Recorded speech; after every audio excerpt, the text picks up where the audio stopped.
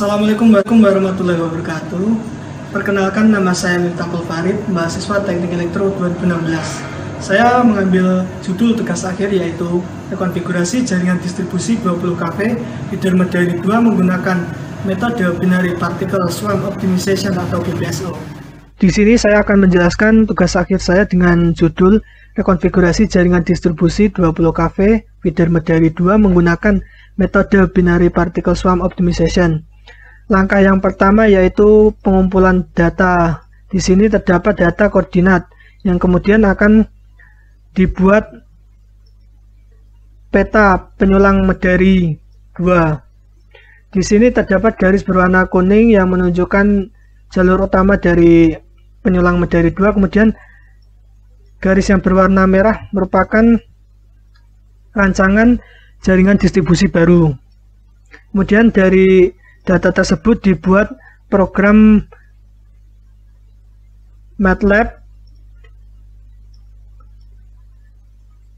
kemudian dilakukan simulasi dan mendapatkan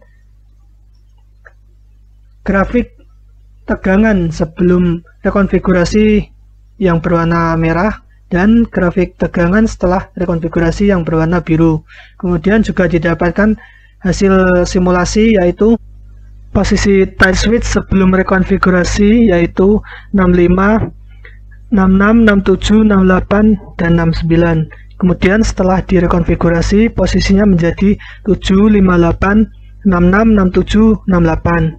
Kemudian untuk rugi-rugi dayanya mengalami penurunan dari 5,0352 kW menjadi 4,7192 kW atau berkurang 6,274%, dan tegangan minimalnya juga naik dari 0,99084 PU menjadi 0,99228 PU.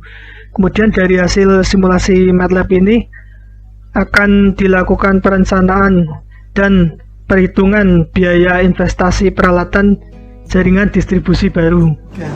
Assalamualaikum warahmatullahi wabarakatuh. Perkenalkan, nama saya Tegar Tumbar Pamungkas dari mahasiswa Teknik Elektro 2016 yang mengambil judul tugas akhir implementasi perancangan jaringan distribusi baru serta investasi biaya peralatan pada feeder Medari 2. Jadi setelah didapatkan data baru di MATLAB, maka dapat diaplikasikan di aplikasi etap.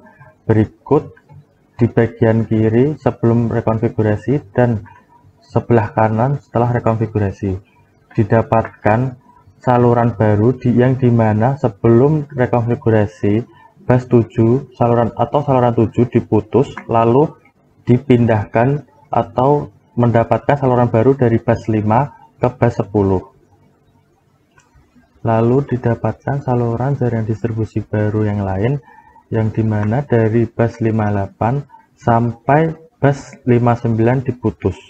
Didapatkan saluran baru yaitu bus 63 ke bus 32.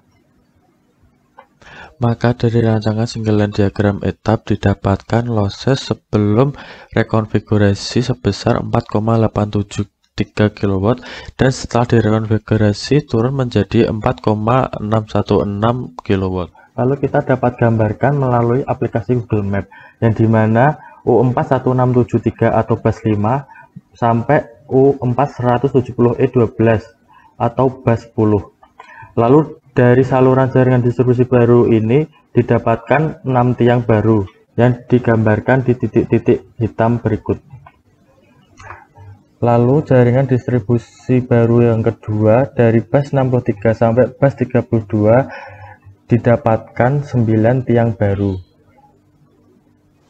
Maka setelah didapatkan saluran jaringan distribusi baru dan sudah dapat ditentukan banyak tiang yang dibutuhkan, maka dapat dihitung biaya investasinya, yaitu jumlah sebelum kena pajak Rp208.826.871 dan jumlah biaya setelah kena pajak yaitu Rp229.709.557.